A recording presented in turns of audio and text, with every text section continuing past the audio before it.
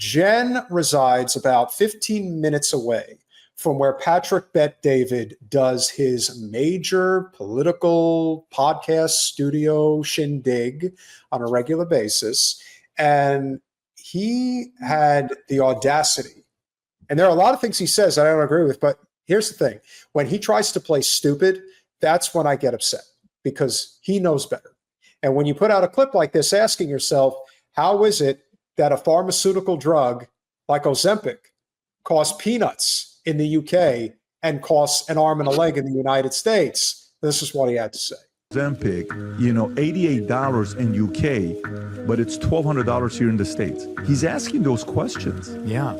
So now Trump's not a guy that wakes up in the morning studying the health and supplements and vitamins. That's not his space. He's Definitely real estate. He's media, right? Yeah. But now he's sitting there and asking a basic question. So a basic question like that carries a lot of weight because the average person can understand. Wait, how much is Ozempic in Europe? $88. Why is it $1,200 here? I don't know. I want to know. Great, let's go pursue it, right? There is nothing to pursue. There is nothing to think Let's about. pursue that.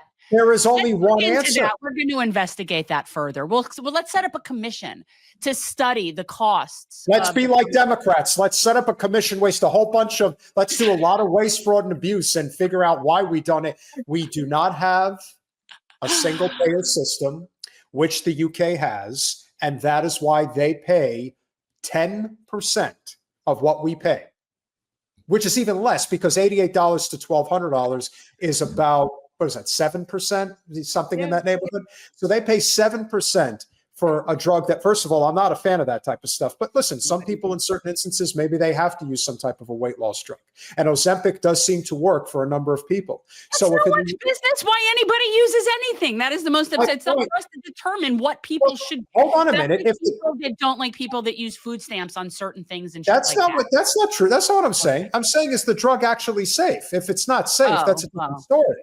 But what I'm saying is, in the UK, you could spend $88 for a prescription for Ozempic. In the United States, it costs $1,200, and you're playing stupid about why it costs that much. There's nothing to think about. It's pretty clear. One more, capitalism. We have a health care system, so-called, that is for profit.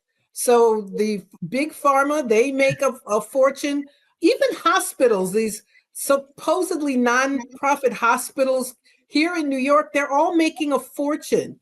The health insurance, the big pharma, it's all about money.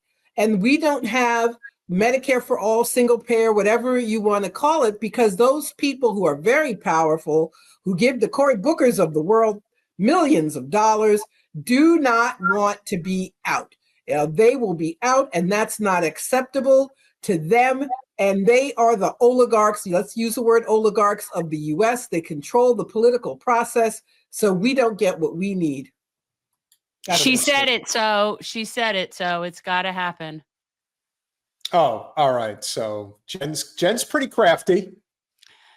And we're back full circle with the Oligarch Chronicles. And this is how I think of those four people. Like, this is what I see in my head when these people are talking. And yeah, this is what we're living with right now, people. I'm sorry, Margaret. You said oligarch. I had to bring it up. Well, we live under billionaire rule. Yeah. Does anybody really doubt that at this point? I mean, does anybody is there anyone, do you think, that's still asleep at the wheel and still thinks that this is some type of a democratic republic? It's not. Like, stop it. I think people are in denial about so many things.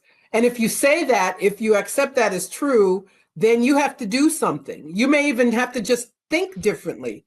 And I think people feel immobilized because we're so propagandized that you can't change anything. The only thing you can do is vote, and it's lesser evilism. And so just shut up about wanting anything different, and don't be mad at the rich people. If you work hard, you can get rich yourself. And excuse me. So that's what passes for political discourse in this country. But I'm looking askance at anybody who doesn't hate all those people.